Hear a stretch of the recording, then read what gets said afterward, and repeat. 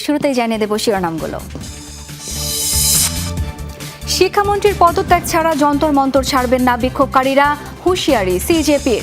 দুই পক্ষের বৈঠকে নানা শর্ত, প্রশ্ন ফাঁস রোধে কঠোর আইনের ঘোষণা সরকারের।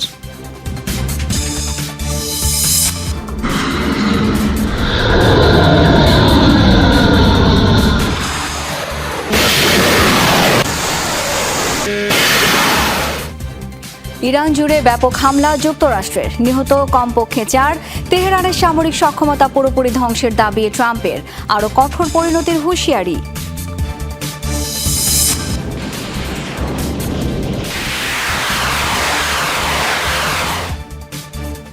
ইউক্রেনের বিভিন্ন স্থানে ব্যাপক হামলা রুশ বাহিনীর, পাল্টা জবাব দিতে রাশিয়ার ড্রোন সরবরাহ কেন্দ্র ও তেলের ডিপোয় হামলা কিয়েভের।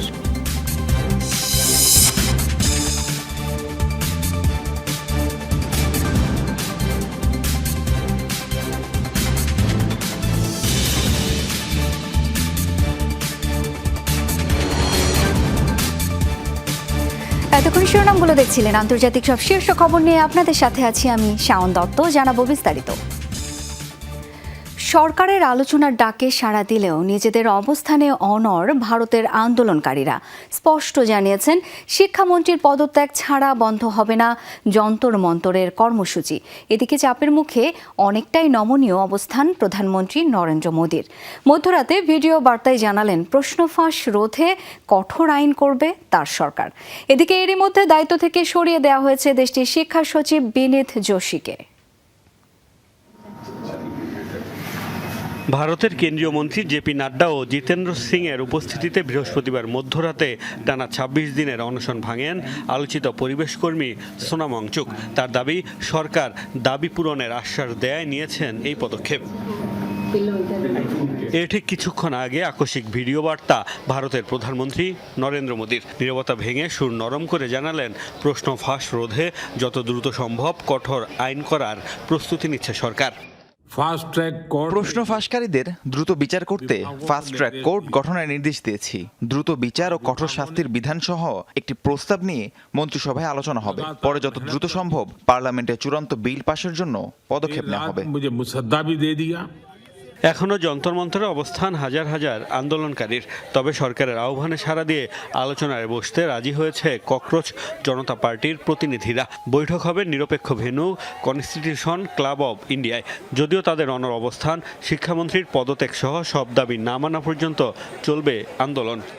मंतर पर जो हमारा धरना चल रहा है वो जारी रहेगा जब तक धर्मेंद्र प्रधान इस्तीफा नहीं देते। ধর্মেন্দ্র প্রধান পদত্যাগ না করা পর্যন্ত যন্তর মন্তরে আমাদের ধর্ণা অব্যাহত থাকবে। তার পদত্যাগ ছাড়া অন্য কিছুই গ্রহণযোগ্য নয়। और हमारा जो प्रदर्शन সরকার নিরপেক্ষ স্থানে আমাদের সাথে বৈঠকে বসতে সম্মত হয়েছে। আমরা আমাদের দাবির বিষয়ে অনড়। ধর্মেন্দ্র প্রধানের পদত্যাগ, ক্ষতিগ্রস্ত পরিবারগুলোর জন্য ক্ষতিপূরণ এবং নিরীহ আন্দোলনকারীদের বিরুদ্ধে দায়ের করা সমস্ত এফআইআর প্রত্যাহার করতে হবে।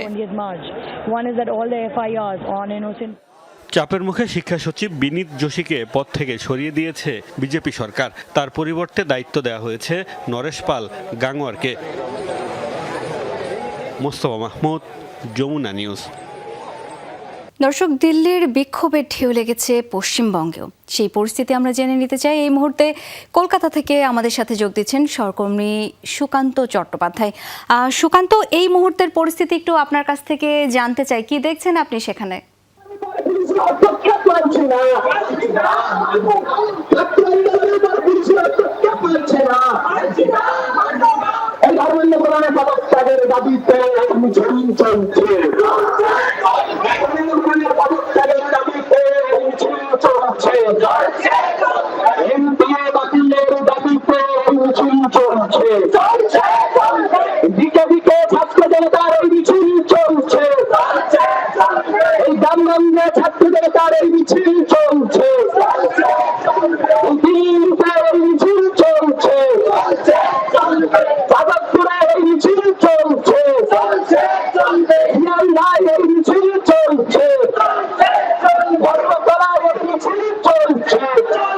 আমরা এই মুহূর্তে রয়েছি ধর্মতলার কাছে।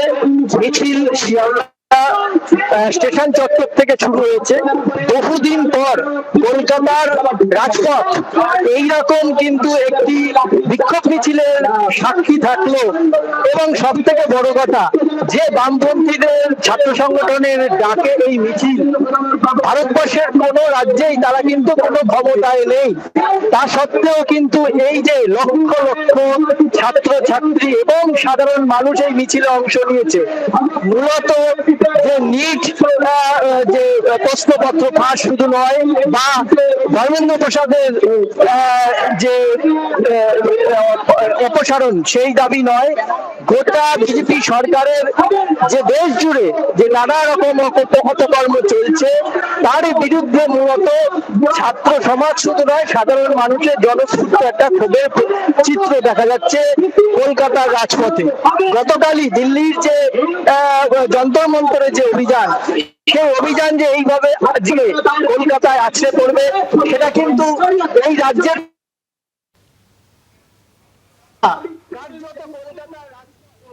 উত্তর কলকাতা, মধ্য কলকাতা এবং দক্ষিণ কলকাতা, গোটা রাজ্যই, গোটা কলকাতায় কিন্তু একেবারে স্থবির হয়ে গিয়েছে এই ছাত্র আন্দোলনের। সুকান্ত, অনেক ধন্যবাদ আপনাকে এই মুহূর্তের পরিস্থিতি আমাদেরকে জানাচ্ছিলেন সুকান্ত। ভারতে এবার শিক্ষামন্ত্রী ধর্মেন্দ্র প্রধানের পদত্যাগের দাবিতে প্রতিবাদ মিছিল করেছেন কংগ্রেস ও বিরোধী দলীয় এমপিরা। ভারতে ককরোচ জনতা পার্টির ডাকে সাড়া দিয়ে রাস্তায় নামে লাখো শিক্ষার্থী। সংহতি জানায় কৃষক থেকে বলিউড তারকা সহ সব শ্রেণী পেশার মানুষ। মোট 7 রাজ্যে ছড়িয়ে পড়েছে শিক্ষার্থীদের যৌক্তিক আন্দোলন। শিক্ষাক্ষেত্রে অনিয়ম, দুর্নীতি, প্রশ্ন ফাঁসের অভিযোগে শিক্ষামন্ত্রী ধর্মেন্দ্র প্রধানের পদত্যাগ দাবি করে শিক্ষার্থীরা। এবার তাদের প্রতি সংহতি জানিয়ে ভারতের সংসদের বাইরে ডিসমিস প্রধান ব্যানার হাতে প্রতিবাদ কর্মসূচি পালন করেন বিরোধী দলের এমপিরা। এ সময় তারা ধর্মেন্দ্র প্রধানের বহিষ্কার চেয়ে একযোগে স্লোগান দিতে থাকে।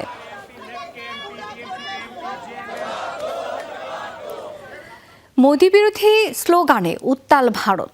যন্তর মন্তরে শিক্ষার্থীদের চলা আন্দোলন স্ফুলিঙ্গের মতো ছড়িয়েছে দেশটির নানা রাজ্যে। শিক্ষার্থী ও সাধারণ মানুষের অভিনব ট্রল, ব্যঙ্গাত্মক চিত্রকর্ম আর ব্যানার, পোস্টারে ছেয়ে গেছে দেয়াল। দীর্ঘ 16 বছরে সরকারের অব্যবস্থাপনা আর দুর্নীতির বিরুদ্ধে ক্ষোভ ঝাড়তেই ঘটছে সৃজনশীল চিন্তার বহিঃপ্রকাশ। পাড়ায় পাড়ায় একটি চিৎকার, মোদি একটা মহাবাটপার। এমনই স্লোগান আর মোদি বিরোধী ব্যানার নিয়ে এগিয়ে যাচ্ছিল ছাত্রদের একটি মিছিল। আর তারই মাঝে হাজির এক মাঝবয়সী নাগরিক। সাথে সাথে ব্যানারে থাকা নরেন্দ্র মোদির ছবিতে জুতাপেটা করলেন তিনি। এভাবে সাধারণ মানুষ ক্ষোভ ঝাড়ছে 16 বছরের মোদি শাসনের অব্যবস্থার ওপর। শিক্ষার্থীদের এই আন্দোলন ছড়িয়ে পড়েছে শহর আর ভারতের বিভিন্ন রাজ্যে। শিক্ষামন্ত্রীর পদত্যাগের দাবি দিয়ে শুরু হলেও এখন তা সরকার বিরোধী আন্দোলনের রূপ নিয়েছে।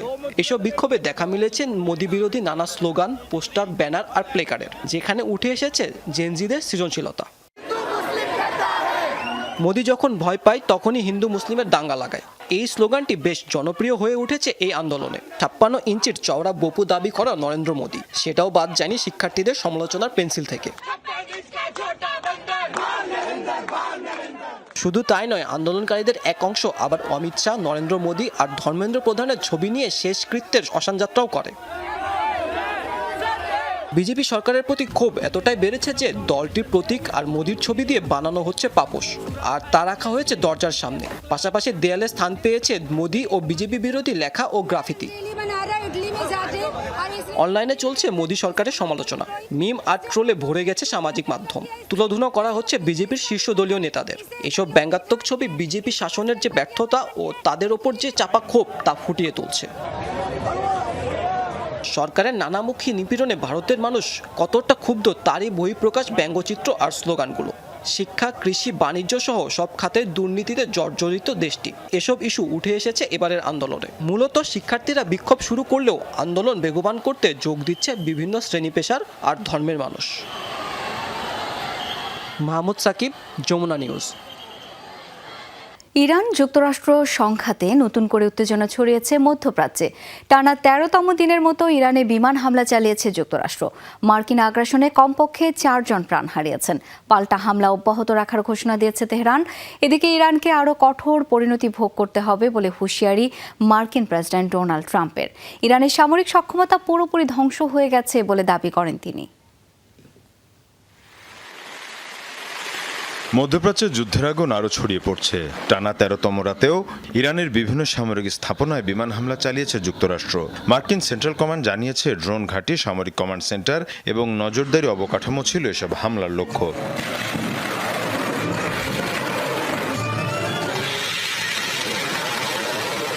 হামলার জবাবে প্রতিশোধের অঙ্গীকার পুনর্ব্যক্ত করেছে তেহরান। ইরান জানিয়েছে যুক্তরাষ্ট্রের সামরিক অভিযান অব্যাহত থাকলে পুরো অঞ্চলের সংঘাত আরও বিস্তৃত হবে। ইরানের দাবি, সাম্প্রতিক মার্কিন হামলায় সীমান্ত এলাকার একাধিক স্থাপনা ক্ষতিগ্রস্ত হয়েছে, এর পাশাপাশি হতাহত হয়েছে। এদিকে ইরানের বিরুদ্ধে বড় ধরনের সামরিক স্বাস্থ্যমূলক ব্যবস্থা নেওয়ার হুঁশিয়ারি দিয়েছেন মার্কিন প্রেসিডেন্ট ডোনাল্ড ট্রাম্প। তিনি বলেছেন, বাণিজ্যিক জাহাজে যে কোনো হামলার দায় ইরানকে বহন করতে হবে। আমরা ইরানের নৌবাহিনী, বিমান বাহিনী, সব রাডার ব্যবস্থা এবং তাদের উৎপাদন সক্ষমতার বড় অংশ ধ্বংস করে দিয়েছি। তাদের ড্রোন সক্ষমতা 84% এবং ক্ষেপণাস্ত্র সক্ষমতা 91% কমে গেছে। কিন্তু এটা পত্রিকা লিখেছে 4 মাস আগের তুলনায় ইরান এখন আরও শক্তিশালী অবস্থানে আছে। এটা সত্য নয়। বাস্তবতা হলো তাদের কার্যত কোনো সামরিক শক্তি নেই, নৌবাহিনী নেই। সংঘাতের প্রভাব পড়েছে বৈশ্বিক জ্বালানি বাজারেও। হরমুজ প্রণালী ও লোহিত সাগরের নিরাপত্তা নিয়ে নতুন উদ্বেগ তৈরি হওয়ায় আন্তর্জাতিক বাজারে অপরিশোধিত তেলের দাম আবারও ব্যারেল প্রতি $100 ছাড়িয়ে গেছে। বিশ্লেষকদের শঙ্কা, পরিস্থিতির দ্রুত উন্নতি না হলে বিশ্ব বাণিজ্য ও সরবরাহ ব্যবস্থায় আরও বড় চাপ তৈরি হতে পারে। এদিকে জাতিসংঘ পরিস্থিতিকে নিয়ন্ত্রণের বাইরে চলে যাওয়ার ঝুঁকিতে বলে সতর্ক করেছে। সব পক্ষকে অবিলম্বে সংযম প্রদর্শন এবং কূটনৈতিক সমাধানের পথে ফেরার আহ্বান জানানো হয়েছে। একই সাথে আঞ্চলিক নেতারাও যুদ্ধ আরও বিস্তৃত হওয়ার শঙ্কা প্রকাশ করছেন। এ পরিস্থিতিতেও কূটনৈতিক প্রচেষ্টা পুরোপুরি থেমে নেই। বিভিন্ন আঞ্চলিক দেশের মধ্যস্থতায় যুদ্ধবিরতির আলোচনা চললেও এখন পর্যন্ত কোনো সমঝোতা হয়নি। সবশেষ প্রস্তাবও প্রত্যাখ্যান করেছে তেহরান। ফলে সামরিক উত্তেজনা কমার পরিবর্তে আরও বাড়ছে বলে মনে করছেন পর্যবেক্ষকরা। মীর মুশফিকা হাসান, যমুনা নিউজ। লোহিত সাগরে জাহাজে হুতিদের হামলা ইয়েমেনকে আবারও যুদ্ধের দিকে ঠেলে দিতে পারে, এমন সতর্ক বার্তা জানিয়েছেন দেশটিতে নিযুক্ত জাতিসংঘের দূত। বৃহস্পতিবার একটি বাণিজ্যিক জাহাজে হামলা চালায় হুতিরা। গত সপ্তাহে সৌদি জাহাজ চলাচলের উপর অবরোধ জারি করে গোষ্ঠীটি। এই সিদ্ধান্ত অমান্য করায় জাহাজগুলোকে লক্ষ্য করে চালানো হয় হামলা। এ ঘটনায় গভীর উদ্বেগ প্রকাশ করেন হ্যান্স গ্র্যান্ডবার্গ। এক বিবৃতিতে দেশটিকে আলোচনার মাধ্যমে সংকট নিরসনের আহ্বানও জানান। হুতিদের যে কোনো পদক্ষেপ পরিস্থিতি অস্থিতিশীল করতেও দেশটির জনদুর্ভোগ বাড়িয়ে দেবে বলেও সতর্ক করেন। 2022 সাল থেকে ইয়েমেন যুদ্ধাবস্থা নেই, তবে সশস্ত্র গোষ্ঠী হুতিদের দ্বারা সৃষ্ট রাজনৈতিক অচলাবস্থা দেশটিতে এখনও বিদ্যমান। ইরান সফরে ট্রাম্পের হয়ে যুদ্ধবিরতির একটি প্রস্তাব তুলে ধরেছেন ইরাকের প্রধানমন্ত্রী আলী আল জায়েদি। তবে এই প্রস্তাব প্রত্যাখ্যান করেছে তেহরান। বৃহস্পতিবার মধ্যপ্রাচ্য পরিস্থিতি ও গ্যাস সহযোগিতা বিষয়ে আলোচনায় বসে দুদেশের রাষ্ট্রপ্রধানরা ইরানের দাবি হরমুজ প্রণালী নিয়ন্ত্রণের মতো গুরুত্বপূর্ণ ইস্যু অমীমাংসিত রেখে কোনো সমঝোতায় যাবে না তারা। তবে যুদ্ধবিরতি প্রস্তাবের বিস্তারিত তাৎক্ষণিকভাবে এখনও জানা যায়নি।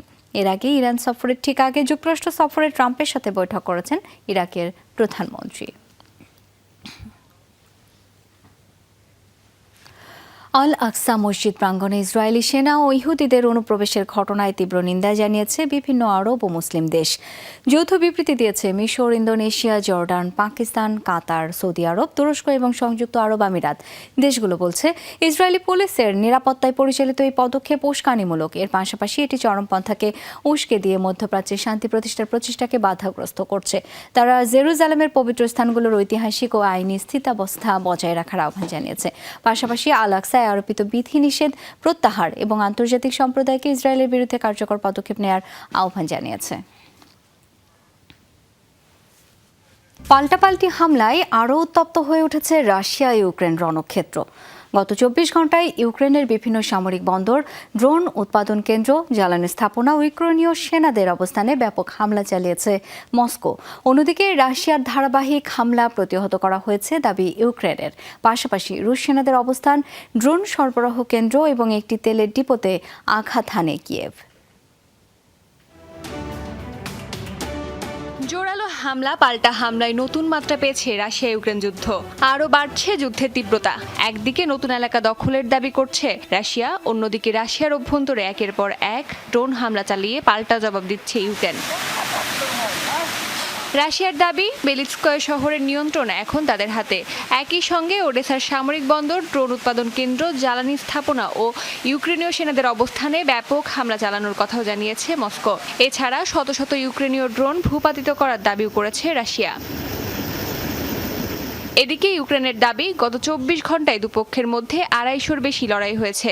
রাশিয়ার ছোড়া অধিকাংশ ড্রোন ও ক্ষেপণাস্ত্র ভূপাতিত করার দাবিও করেছে ইউক্রেন। পাশাপাশি পাল্টা হামলায় রুশ সেনাদের অবস্থান, ড্রোন সরবরাহ কেন্দ্র এবং একটি তেলের ডিপোকে লক্ষ্য বানিয়েছে কিয়েভ। ইউক্রেনের ড্রোন হামলায় সেন্ট পিটার্সবার্গের কাছে রাশিয়ার একটি পণ্য গুদামে আগুন লাগে। এমন উত্তপ্ত পরিস্থিতিতে ক্রেমলিনের দাবি, যুদ্ধ দ্রুত শেষ হওয়ার ব্যাপারে তারা আশাবাদী নন। তবে যুক্তরাষ্ট্রের সঙ্গে সংলাপ অব্যাহত থাকবে বলেও জানিয়েছে মস্কো।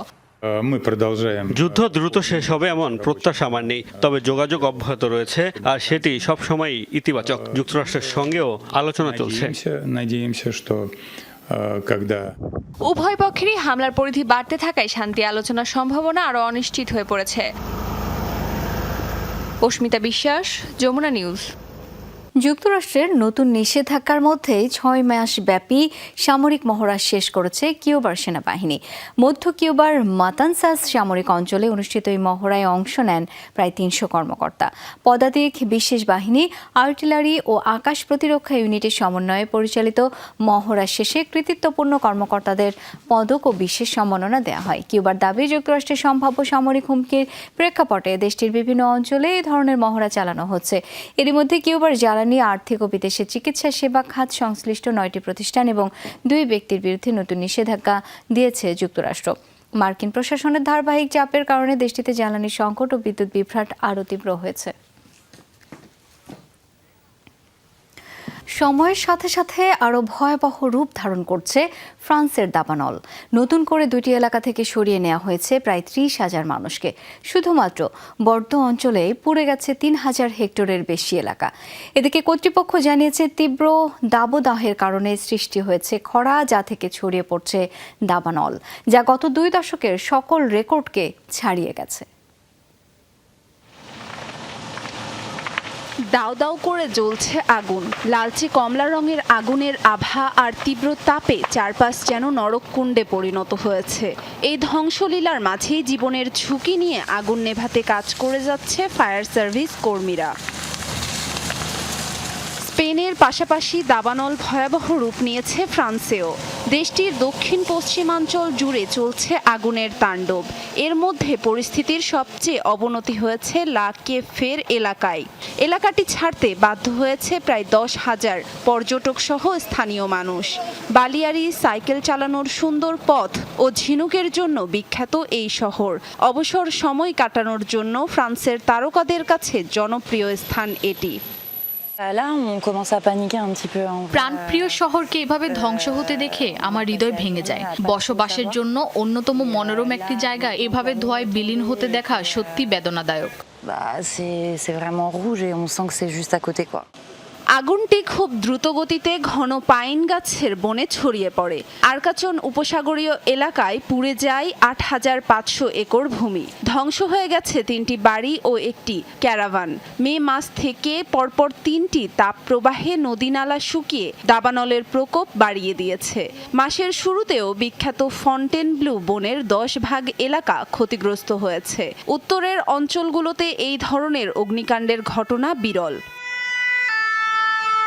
দক্ষিণে জিরোন্দ অঞ্চলেও দাবানল থেকে বাঁচাতে নিরাপদ স্থানে সরিয়ে নেওয়া হয়েছে 12,000 মানুষকে। আরও প্রায় 9,000 মানুষকে স্থানান্তরের কাজ এখনও চলমান। বর্দোতে দাবানলে পুড়ে ছাই হয়ে গেছে 3,100 হেক্টর জমি। স্থানান্তর করা হয়েছে 20,000 মানুষকে। বিষয়টি উদ্বেগজনক। আমাদের পুরো এলাকা পুড়ে ছাই হয়ে গেছে। বাড়িঘর ছেড়ে এসেছি, জানি না এখন আমরা নিরাপদ কিনা। শুধু ধৈর্য সহকারে পরিস্থিতির মুখোমুখি হচ্ছি। ইউরোপে দাবানল নতুন কোনো ঘটনা নয়, তবে এবছরের মতো ধ্বংসলীলা আগে খুব একটা দেখা যায়নি অঞ্চলটিতে। আয়েশা রেজওয়ানা, যমুনা নিউজ। চিলির মধ্যাঞ্চলে বৈরী আবহাওয়ার তাণ্ডবে প্রাণ গেছে অন্তত 13 জনের, নিখোঁজ আরও 4 জন। কোকিম্বো অঞ্চলের বিভিন্ন শহরে বন্ধ হয়ে গেছে পানি সরবরাহ। দুর্গতদের জন্য পানিবাহী ট্রাক পাঠানো হচ্ছে। শহরটির একটি মোটেল বিনামূল্যে গোসলের ব্যবস্থা করে আলোচনায়। একই সাথে সেখানে ত্রাণ সামগ্রীও বিতরণ করা হচ্ছে। পরিস্থিতি মোকাবেলায় কোকিম্বো ও হুয়াস্কো প্রদেশে রাষ্ট্রীয় দুর্যোগ ঘোষণা করেছে সরকার। বন্ধ রয়েছে বেশ কয়েকটি মহাসড়ক। এই পরিস্থিতির মধ্যে আরেকটি ওয়েদার ফ্রন্ট এগিয়ে আসার ঘোষণা এসেছে। আবহাওয়া বিভাগ বলছে বৃষ্টিপাত স্বাভাবিক মাত্রায় থাকলেও পার্বত্য এলাকায় 10 থেকে 30 সেন্টিমিটার পর্যন্ত তুষারপাত হতে পারে।